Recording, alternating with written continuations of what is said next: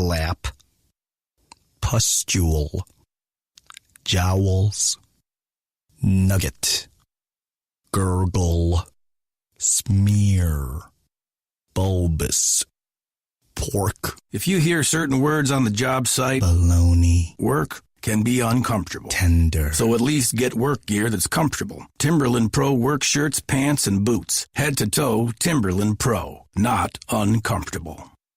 moist. The following podcast is a W2M Network original production. Visit W2Mnet.com for all of our other great podcasts, plus news, reviews, articles, and opinions from the worlds of wrestling, video games, football, and entertainment.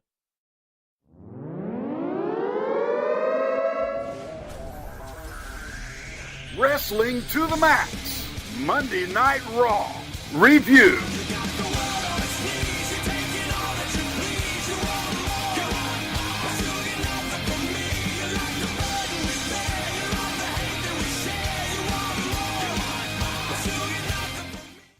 Ladies and gentlemen, welcome to another Wrestling to the Max Raw review for February 12th, 2018.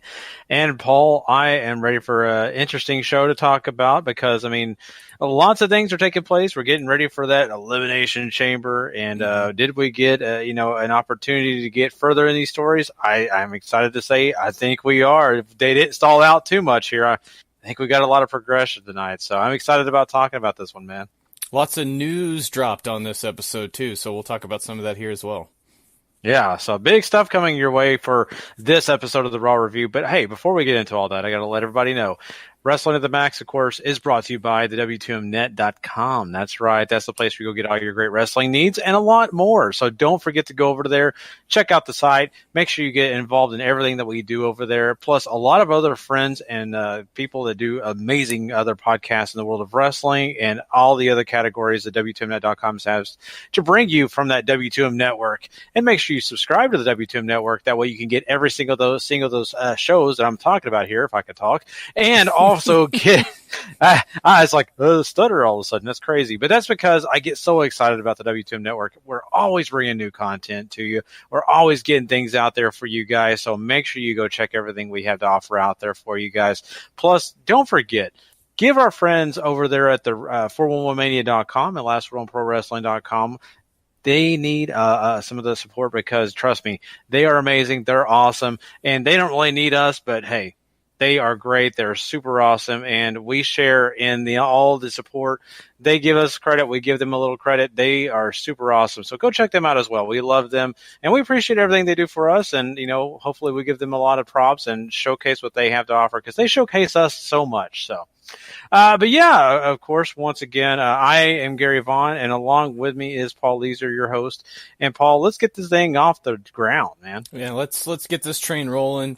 So we open Raw with John Cena coming out, and he is here to talk about the importance of the Elimination Chamber and really the importance of WrestleMania and making moments and how this is sort of, he thinks this is the Elimination Chamber and winning that is basically his last shot at getting another WrestleMania moment, another moment in time that he can say, look back on fondly and be like, me and Brock, we did this, right? So, he's trying, God, how do I want to say this? Basically, he puts Lesnar over, calls him unbeatable, and, says that he likes long odds like this. This is where he sort of thrives and even has made his name. So, all this talk about making history, of course, brings out The Miz, who's got his usual compatriots with him, and says, Cena, 2018, this is going to be the year of The Miz. I've said this all along.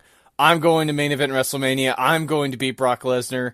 I've beaten you at WrestleMania before. I know what it takes in these big atmosphere matches just as much as you do, and all this other stuff. This eventually leads to Cena challenging The Miz to a match tonight, and he wants the loser to be the first one in the Elimination Chamber. Miz refuses and says he's not stupid, which leads to him and the Miztourage attacking him. Kurt Angle comes out to try to restore some order. However, he likes the idea of the match, ends up throwing Axel and Dallas out of ringside. Cena and Miz about to go one-on-one here. So before we get into the match, what are your thoughts on this opening promo? I think the opening promo was fine. I mean, you get the normal stuff with John Cena, right? Yep. This is leading up to WrestleMania.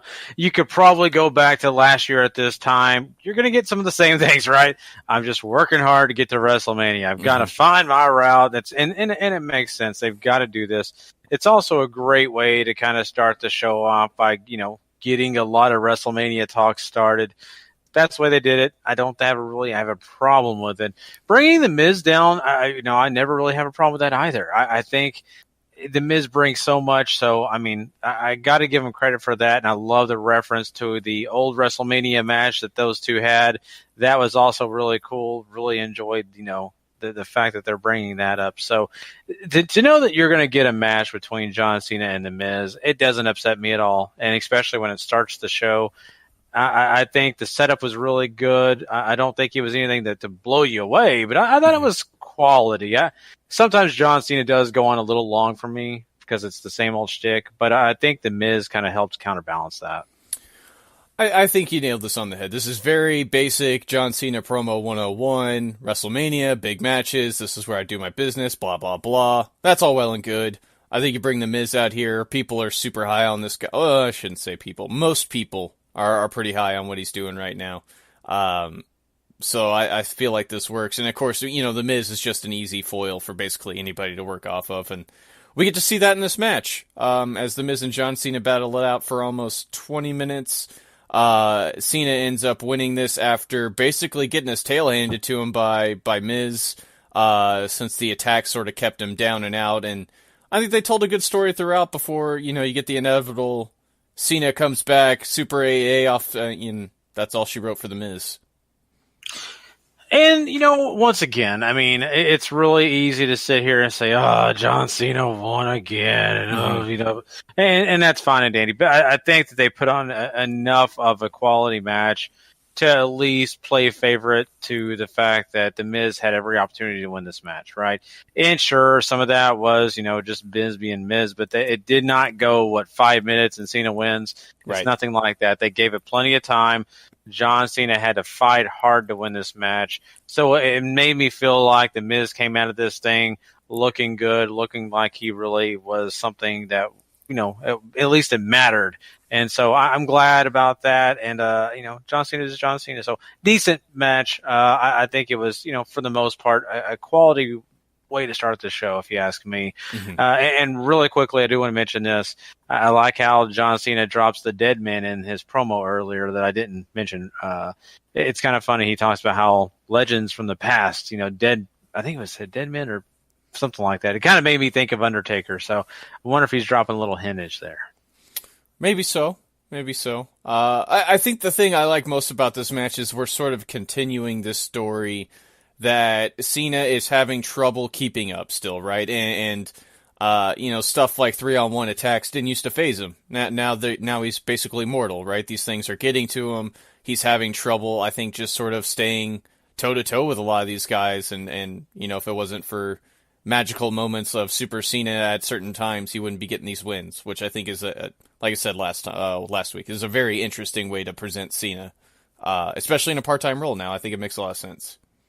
Agreed. And the one thing I'll say is it makes his matches a lot more interesting. It really does. And the second thing is this John Cena, this guy that we have not really seen until really recently, it means a lot, I think, to those fans out there who followed Cena, hate him, love him.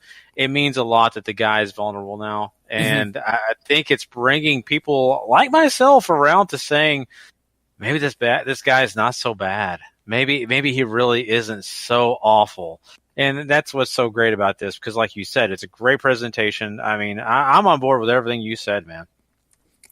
Yeah, I don't want to say I look forward to his promos, because like I said, they're basically the same unless we're getting, that John Cena that we get to see every once in a while again. But as far as his work goes in the ring, it's very interesting what they're doing with him right now, and I do appreciate that difference. Yeah, it's just the character in general. It doesn't have to be about the promos, but you're right. Yeah, same old generic John. Yeah, exactly. We're going to fast forward a little bit here because we have Kurt Angle come out a little bit later on in the show to make the big announcements, or two big announcements. One, Ronda Rousey will be at Elimination Chamber. She's going to be signing her WWE contract, and she is officially with the Raw brand. So before we go any further with this promo, I don't know if necessarily we should be shocked that a big star going to Raw. Just makes sense, but it certainly does give you pause for thinking about how much they're serious about Rousey being the one to take off Asuka's streak going forward. Because for now, they're both on the same brand. Yep, exactly, yeah. And that is a big issue for Asuka if that does come around. And I look at this and say, duh, in a way, because you've said this plenty of times, Paul. You say all the time, SmackDown's about more of the independent kind of guys or the NXT guys that people like, and guess what? Raw's going to get all the people that Vince likes, all the superstars, all the big names.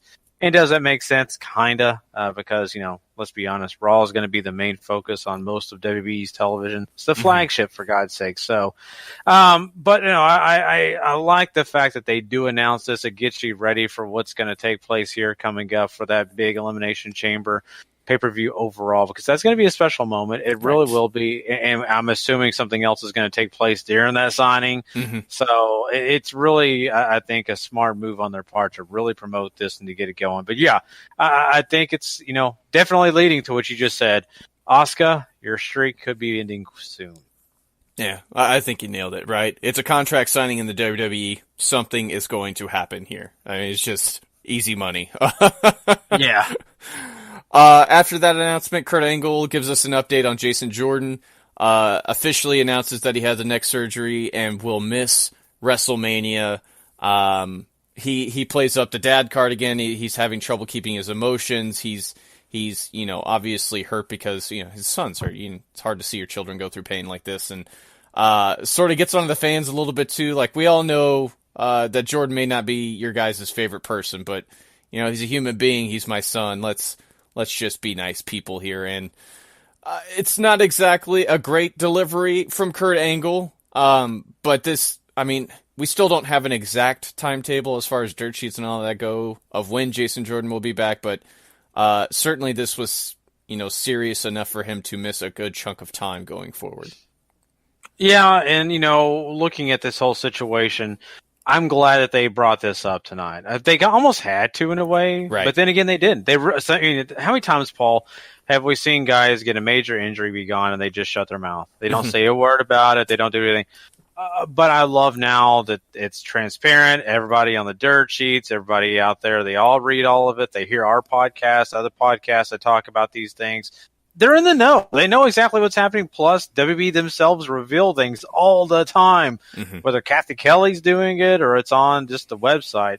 So I appreciate them bringing this up. I appreciate the fact that, what Kurt said and all that stuff. So it only makes sense, and it's good placement here. It's good for Kurt to address this. It is his son. He should be emotional, and he should address the crowd. Right. Yeah, and I like this overall, too. Just because even though Kurt's delivery is not great here, I think he does a great job of selling his sort of sorrow for his son of missing out on this big moment that he could have had, and now it's gone. So yeah. All this Jason Jordan talk brings out his former tag team partner and former Raw tag team champion partner, and Seth Rollins, who tells Kurt, "Look, man, I'm sorry about Jordan. I've been really hard on him, but he's a good kid. He's got a future, all this other stuff. He knows what it's like to miss Mania due to injury. And this leads to talk of maybe finding Rollins a new tag team partner. And that's not what Seth Rollins wants to do anymore. He wants to essentially be the brand. He wants to be the guy, and to be the guy, you have to be wearing the Universal Championship. And I think you already see where this is going. He wants in that second chance Elimination Chamber match later on tonight. Rollins sort of has to state a case like, look, man, I have all this history with the title. I never really, I had injury troubles that took me away from it as well, all this other stuff. So, Kurt's like, you know what? I'll leave it up to the fans. The fans all want him in. Seth gets added to the match. Man, you don't have to do very much to get in a match with Kurt Angle, do you? You just go out there and, I'd like to do this. You know what? You got a point, sure. I wish it was that easy at my job. I wish I could just go up to my boss and say, I've been here quite a while, and it'd be nice to have just a big raise. Oh, okay. Yeah, you got a point. Okay, here you go. Yeah, here you go. Yeah, okay. Okay. I mean, I wish it was that easy. But it's just not in real life. But Kurt Angle makes the right decision here because, Seth Rollins really doesn't have a lot going at the moment. And it's a big match, but it gets even bigger with Seth Rollins. Let's be honest. So I think it did add something to that match. I'm, excited about, the opportunity that they put in front of us here because all of us knew going into this, the people that were going to be involved. But now when you actually watch Raw live, you get something thrown at you that's something different. And so what you were expecting all week long changed, and that's good. And I think it made that main event just a little bit better. It certainly does make it less predictable, right? You throw Seth in, Finn doesn't suddenly he doesn't look like a lock anymore, right? He's got some challenge here, in more ways than one now with Seth, and Kurt taking a page out of people power, old Johnny Ace's playbook. Let's leave it up to the people. Oh, okay. Yeah. I really didn't think of that, Paul, but you're right. He's got a little bit of that people power. I guess it's the red, white, and blue, right? It's got to be. It's the red, white, and blue. I knew it. You wear those colors, you give everybody an opportunity to vote.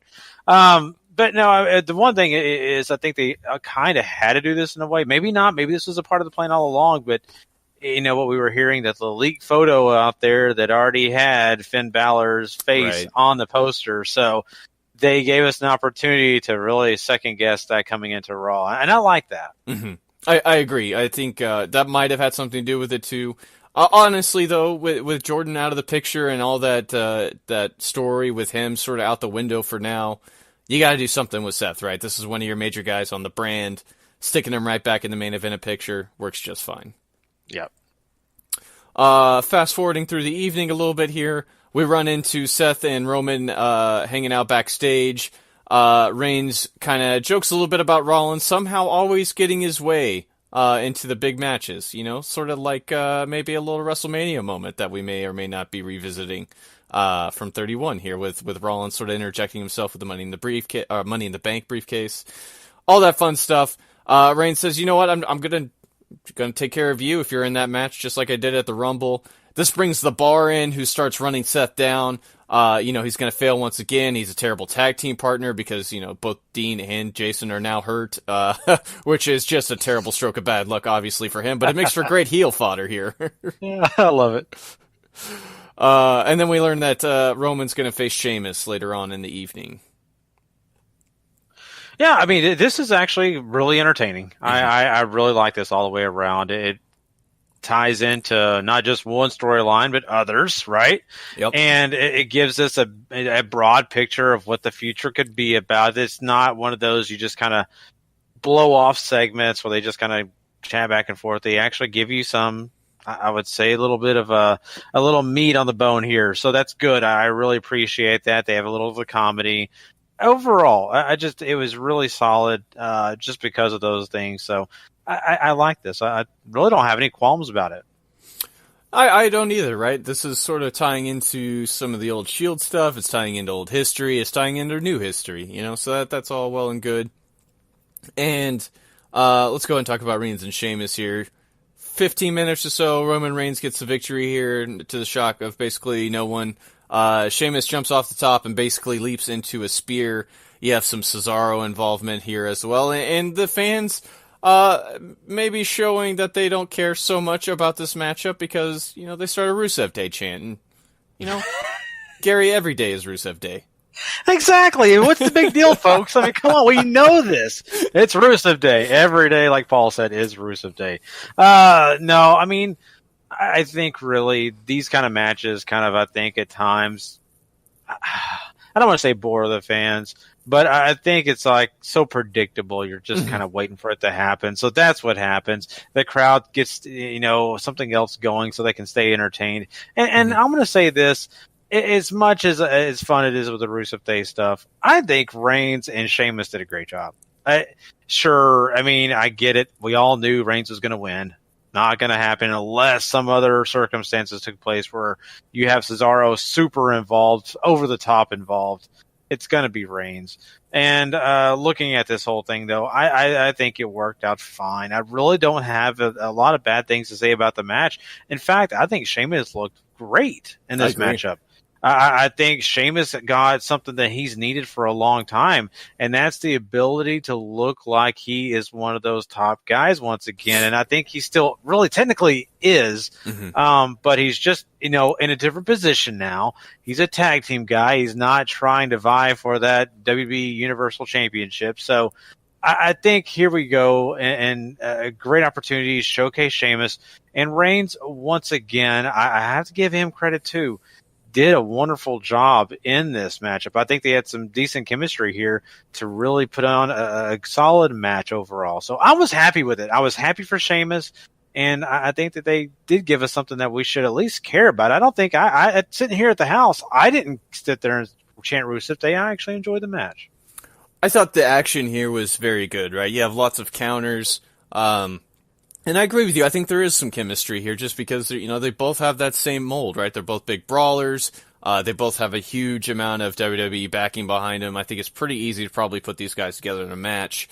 And if it wasn't for a back injury to Sheamus, he might be in a little bit of a bigger position right now. But I think all this work with Cesaro has been great. I think maybe this injury that he's got might keep him out of that main event picture for a long time, if not permanently, just because he can't go at that rate. Yeah. You know what? And it's not such a bad thing. Sheamus has a big enough name here in the WWE. He can be a mid-carder that matters. He's not going to go away, and he's not going to be someone people are going to look down on unless you just hate Sheamus. And I don't hate Sheamus. I'm not just a giant fan like, some others are. And I know you really do like Sheamus. I Paul, do. And that's hey, I give you all the credit in the world. I have my favorites too. And so I just think, what he's doing now is solid. I think what he's doing now has a future. I don't think it's going to be something where he stops. I mean, one day maybe he could be the Intercontinental Champion again or something like that. Yeah, I don't know if he ever holds a single title again unless this back injury is something fixable that he can just sort of either, work through and let the body fix it, or if he's going to have to get surgery at some point or whatever. But, at this point in time, it's kind of hard to see him achieving that level of singles success again. So who knows? Who knows? Yeah. You never know. Right. Let's dive into this main event. It's a fatal five-way now. Finn Balor, Matt Hardy, Bray Wyatt, Apollo Crews, Seth Rollins. The winner, of course, fills in that last spot in the Elimination Chamber. Lots of back and forth, lots of chaos, as you would sort of expect from this thing, especially with both Finn and Apollo and Seth, even to a degree, being so flippy. And Matt and Bray sort of ground this, as well as they have their own little beef flying around. And eventually this ends up with a big finisher fest. You have Wyatt try to follow Crews back into the ring. We have this big Tower of Doom spot that ends up with both Seth and Finn pinning Bray Wyatt. And they don't really come to a conclusion on who the winner is before the telecast goes off. So we still don't know who's filling the spot, but it looks like we might have Finn and Seth battling it out again next week, if I had to take a guess. But interesting way to give you a reason to watch next week. Yeah, I'm right there with you. And you know what? I love how it just goes off the air. I love how the fact that they did not even say, "Oh, we'll catch you next week, guys," or something like, "Oh God, what's going to happen?" It just kind of cut off, and I appreciate that. And it leaves you guessing. It leaves you with those thoughts of, is it going to be next week they're going to have this giant match, or are they going to build like the week before the Chamber? I don't know. But here's the thing. I think you got a main event that was exciting. You had different storylines involved, like you mentioned, Wyatt and Hardy. All that stuff was fun. And Apollo Crews having, even Titus out there with him, really rooting him on, things like that. So everybody brought their game. Everybody brought their story. It overall was a pretty entertaining match. I got to give them credit for that, because they really did all put in the effort. It didn't look like anybody was out there just kind of, running the ropes and just kind of getting their paces. I think actually, everyone in that match really looked like they were giving their all. So I was really happy with it. I like the ending. I like the fact that we're going to have more, for the fact that, we talked about this just a bit earlier about, this kind of helps cover that mishap that they had earlier in the week with the whole poster thing with Finn being supposedly already imposed in the Elimination Chamber. So that gives us more in this story, and I'm really happy with it. And I even like some of the build up. They did the promos with Hardy and Wyatt here too. It's kind of building to this, so you actually kind of felt like, oh, those two guys, what's going to happen with all that? Exactly. I dig all that a lot, actually. I think they don't do this often enough, I feel like. They do sort of set stuff up for the next week, but they don't ever really leave you hanging like they used to do in the Attitude Era, right? Where the end of a show is either a nice feel-good moment or is this big cliffhanger for a story that's going to take you right into the next week. And I feel like this sort of touches back on all that they used to do, which is great. Like you mentioned, they just go off the air. Even the commentary is still confused on who won and what's going to happen. And you hit black, and suddenly you're on to the next show on USA. Mm-hmm. Yep. Go ahead. No, I was just going to say, I was just basically going to bring this point real quick, too. I give him credit for the fact that involving so many different guys in this and not just, really kind of separating everyone out to where the guys that don't matter kind of were knocked out of the match early, and all the guys that they felt mattered were primarily at the end. That's not what they did here. I want to give him credit for that too, because Apollo actually was involved in the majority of this match, right? Mm-hmm. And a lot of people thought that would be the guy that would not have any opportunity to win this match. But I appreciate that gave that guy a lot more time too. So I just want to throw that out there really quick. I appreciate that. Yeah, absolutely. You got to make these guys matter, especially in the big spotlight. You got to make them feel like they belong. I think they did that with Apollo. Everybody got promos throughout the evening too, which were all pretty good. So exactly, enjoyed that too. Mm-hmm. Let's flip the script here. Let's look at the women. And before we dive into the current stuff, it's probably worth mentioning that WWE.com broke today, and they hit it again on Raw, that Ivory is going into the WWE Hall of Fame this year. She now joins Goldberg and the Dudley Boys in that class. I like this move. Ivory, I think, brought a sort of legitimacy to the early women's division back when they reintroduced it in '98 with Sable and everything. So an easy foil, and one that they made infinitely hateable when she joined Right to Censor and all that. And, obviously she had a good long career before coming to the WWE too. She was part of the original Glow. She worked in a lot of different places after that went too, before ending up in WWE. So I think she absolutely earned this for sure, even though I've read a lot of stuff online saying that why is she going in? I'll be honest with you. I was always a fan. Mm-hmm. Of course, this is just based on the Attitude Era. This isn't based on any of her other work, Glow, or any other place besides WWE. But I really, really respected her and everything that she brought to the table. I said this a couple of weeks ago or so. If you ask me, during that time period, Jacqueline was probably the scariest one. But I think after that, Ivory. Yeah, oh yeah.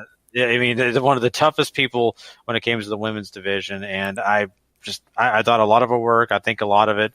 And so that means to me, this is well deserved. Sure, people may argue. I don't care. In my eyes, this is the right place. This is the right time. And I'm just so happy. This Hall of Fame is ending up being better than I could ever imagine.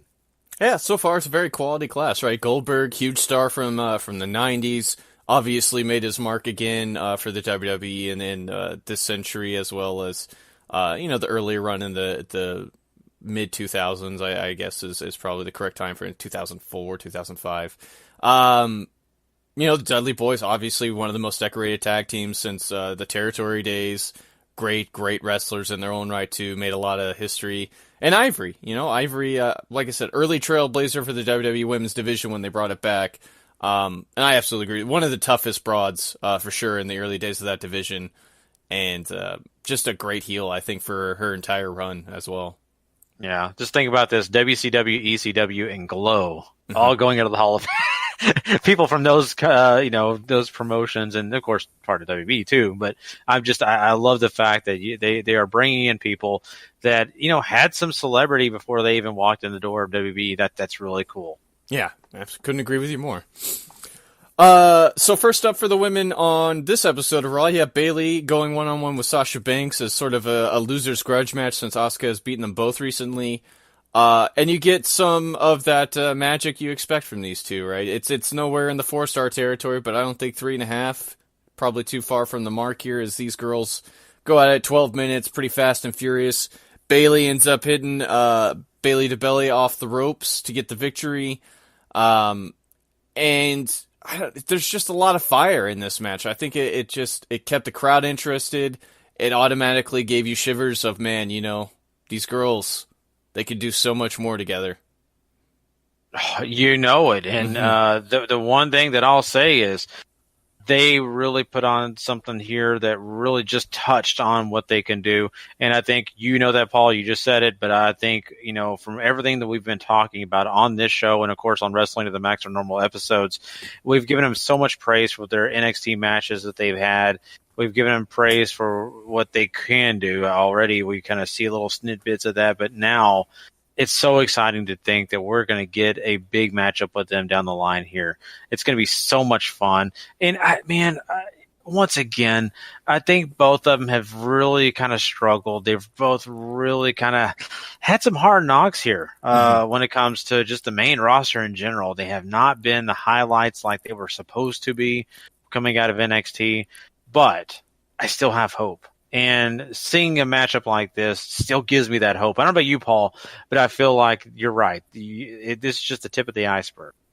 I mean, the talent's all there, right? We've seen them not do terrific by Bayley since her main roster call-up, but Sasha has obviously had her couple moments in the sun. She's shown us that her and Charlotte obviously still had all that magic coming up together through Raw. Basically re-putting the division on the map, I think, for a lot of people who maybe hadn't watched NXT before. This was the other big side of the equation out of the four horsewomen. Becky obviously had her moments too, but it was, after Sasha and Charlotte and all that saga was over, it was about these two. And I would dare say it's probably the best pairing out of the four horsewomen you could put together. Oh, yeah, I agree with you, and I just want to see more. I'll be honest with you. I think there's a lot more to come, and I think it's going to be even better. Stories are going to get really intense pretty soon. Yeah, I agree with you entirely. So, jumping into the post-match stuff here, Bayley goes to offer a handshake as we have the big stare-down between the two, which sort of sets the crowd's mouth the water in here after this match, and maybe if there's some NXT fans out there, they obviously know what all this might be leading to. However, Nia Jax comes in and just runs the party over, attacks both of them, lays them out, says, this moment right here, this has everything to do with me because, you both lost to Asuka, you took her to her limit, I took you out in seconds. Just think what I'm going to do to Asuka when I get her in the ring again. I thought this was good.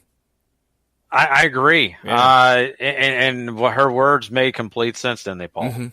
I mean, she took him out in short fashion, and now here we sit here thinking to ourselves, who could be a quality opponent for Asuka? Well, this her. And she made it clear, and I appreciate that. And hey, they didn't miss a beat from, anything else that she's done lately. They've really tried their best to get her on pace, to make her mean something again. And I think that they did a good job here. It's I don't want to say just a smart booking, but I just think it did a little bit of favor to her. Because I think if they would have skipped this, to be honest with you, Paul, I kind of feel like they would have just had her saying words. They put it into action, then they gave the words. Yeah, this is the Nia Jax I think I could get behind, right? Tough, super dominant, and sort of short and sweet promos, right? Just getting right to the point. I think that works terrifically into her wheelhouse as far as this side of the character, right? We've seen some other sides that maybe aren't reflective of what you want to see from her, but this for sure works. I'd be down for more of this. I couldn't agree more with you. Later on in the evening, we get a video package for Asuka going over some numbers, how long she hasn't, how long her undefeated streak has gone. I think they get into matches and her Rumble counts and all this other stuff too. It's pretty cool. I like this. And then we jump into this Alexa Mickie James segment backstage where Mickie is sort of re-questioning Alexa's motivations, right? We aren't friends. That's all in the past. And we've seen Alexa try to mend this fence to try to win some friends over before going into the Elimination Chamber. And Alexa's like, look, you were just jealous of me, and I forgive you for that. She tries to kiss up to her and all this other stuff. they're tagging up against Absolution tonight.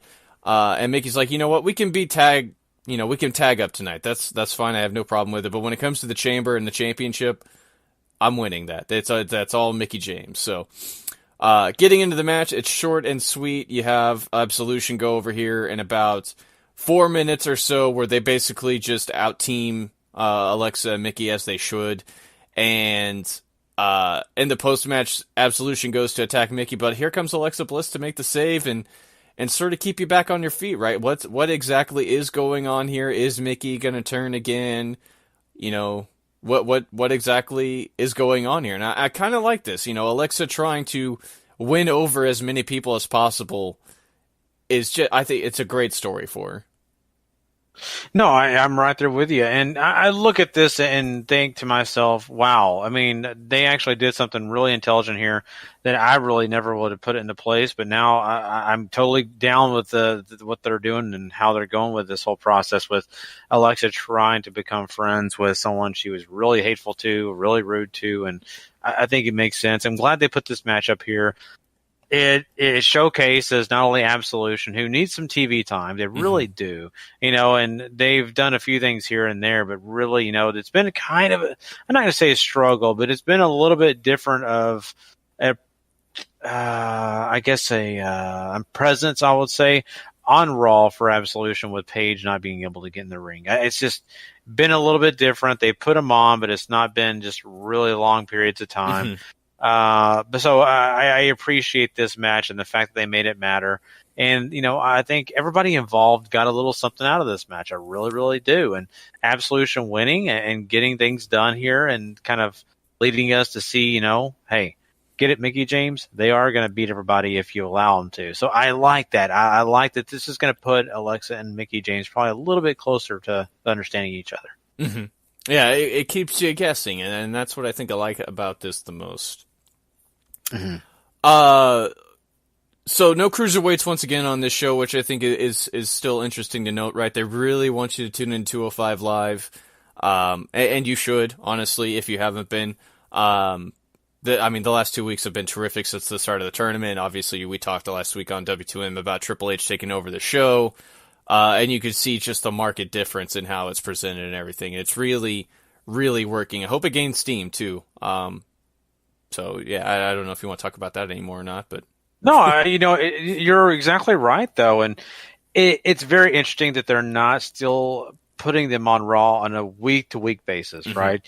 But I love that point you just made. They want you to watch 205 Live. Yeah. So we're not getting overexposure by having them on every single Raw. Mm-hmm. People, if they want to see them, guess what? You're going to get a chance to see them here, there, and maybe a little here and over here, but not every single place that Raw does something. And that's going to give people just a taste, so they'll tune into that 205 Live. And you're right. Triple H taking over at this early stage is looking really, really good, and I hope it continues. And I think people, if you're missing out on 205 Live because you thought it sucked, a few, weeks ago, 6 weeks ago, however long ago you may have tuned in and you didn't want to watch it, try it again. Mm-hmm. Go back and watch those 2 episodes that Paul just mentioned. You're going to want to be involved because I think there's a lot of great components. You've got a great general manager. You've got some great matches. And so it's a win-win, I think, right now for 205. And the way they're doing it with Raw and not having one every week, it means much more. Yeah, I think they're maybe a little bit noted by their absence, right? Because you can see, I think even the presentation has changed over here on Raw for these guys, right? You're not getting them week to week. You're getting them sparingly, and they're throwing in adverts, obviously, still. Go watch 205 Live on the network. Go do this. Go do that, right? So I appreciate all of that. Yeah, and the matches that they do put in, like you said, when they put them on Raw, they're going to actually matter. Mm-hmm. They're not just going to be 6-man tags. 6-man tag. Oh, here next week, guess what? Tag team. Oh, then the next week, 6-man tag. It just gets overdone. The way they're doing it now, oh boy, I think it's leading up to good things. So I'm happy. Yeah, I mean, those 3 to 6 minutes of those guys taking up time is being dilled out to other things, and I think that's helping out a lot of the roster over here too. So, we have the Good Brothers. It's obviously Anderson and Gallows. They do a promo on the Revival. They call them nerds. Usual stuff there, which is fine. As they make their way to the ring, the Revival attack them from behind, 8 minutes or so in the ring into the match. The Revival get the win here with the Shatter Machine on Carl. It's Revival are getting good wins here. As much as I kind of wish it was the Good Brothers going over, the Revival certainly need the work. They've been out for so long. They need to feel like a threat. And it doesn't seem like the Balor Club thing's really going to get a whole lot of movement right now either. So I think it's better to push these guys, get them up there to where they can challenge the bar. We'll be we'll be having some good times. I see where you're coming from, and this is one of those moments where I think to myself, 50-50 booking for these guys. Yeah. It may not be so bad because I like both tag teams, but I really appreciate your point because I think the Balor Club has some things coming down the line. Right now is not that time, and it's more about Finn Balor, and that's okay. Sometimes you have to do that. Sometimes you got to put the brakes on something and allow some other things to take place. That way, when you push on the accelerator on a tag team or a faction, and that's the right time, then you can go fast, you can go hot, and you can get people to really, really care about what you're doing. At this moment, it would be just too much if you were really doing that 50-50 booking. Revival wins, Balor Club wins, going back, and it just makes sense. Let's get the Revival going. These guys have not been on TV a whole lot. They just recently got back. Let's get them going. Let's make them look like the $1 million that they need to look. And then later on, we'll retouch on this. But right now, the Revival need this the most. Balor Club is going to be fine. People still love them no matter what. Mm-hmm. I think it's also very important to think, too, that it's very important to reestablish Finn as a top factor, as a top guy, get those people behind him. So when the Balor Club does finally come together on a more permanent basis, some of that good feeling is going to carry over to these guys. Because, I mean, they have a bit of a following, right? The Nerds deal, I think, is over, and all of that. But it's not like they're a big deal, right? I think you get Finn over, you get the Balor Club going, that's when these guys will become the big deal. That's when you're going to want to start pushing them. Mm-hmm. So I think the only thing we really have left to talk about is this great segment here with Elias, who comes out singing about the Elimination Chamber blues, Gary. He's got him. California's got him because there's not a good city to be had here. He puts over the fact that he obviously beat Cena and Strowman last week. He's just basically arrived. He is the man. Oh, when you start talking bad about Braun, you know where this is going. Here comes Braun, except he's got a microphone and this giant stand-up bass, and breaks the strings while he's strumming, singing a song about Elias, telling him that he is about to get these hands. And, well, Gary, he does. Elias gets power slammed. He gets the big bass broken over him. I mean, Braun's killing people, Gary. That's never a bad time for me. I got to admit, his singing voice isn't god awful. I mean, it definitely could be worse. It could be worse. I'll be honest with you. I think I've heard some country singers to sing a lot worse than that. So, I really appreciated this. The fact that we're getting not just I kill, I'm big man, me, not like. Mm-hmm. No, we're getting Braun Strowman a little bit more varied here, and his character is kind of built a little bit here because now he can joke around a little bit, and at the same time, after he's finished making you laugh, he's going to kill somebody. Right. And that I'm down with it. I think it was very funny. It made me very reminiscent of Stone Cold Steve Austin, what he used to do, right?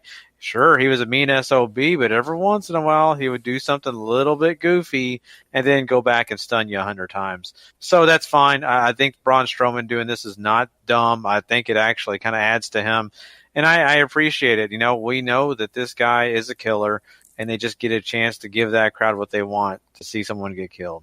Exactly. It keeps, it's another story that you can tell in the chamber too, which is nice. So, lots of good things happening on this episode of Raw, Gary.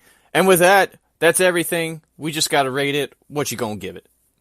Man, this was one that I really was prepared to say ho-hum, but then they started really throwing things at me, and for the most part, I really enjoyed a lot of these matches. I think they gave us some things that were really important when it came to building some of the feuds. I I just got to give them credit for, really keeping things on a positive note for me, because I didn't really want to come in here and complain. I really didn't have a lot to complain about. So I'm going to go 7.5 for this one. I really did think it was just a tad bit above my expectations. That's why I'm giving it a little extra love. I think the thing that really helps this episode get along is you got 4 really good matches on your hands here. Bayley and Sasha. I enjoyed Cena and Miz, Roman and Sheamus beating the tar out of each other, and then that main event's fun. It's just a real good time. There's a lot of good story progression going on here too. This is one of the more focused 3-hour episodes of Raw I think we've seen in a little while, so I definitely appreciate that too. I don't know if I like 7.5 though. I think we could go 7. Like this is a very, very good episode of Raw. Absolutely worth your time. So go check it out.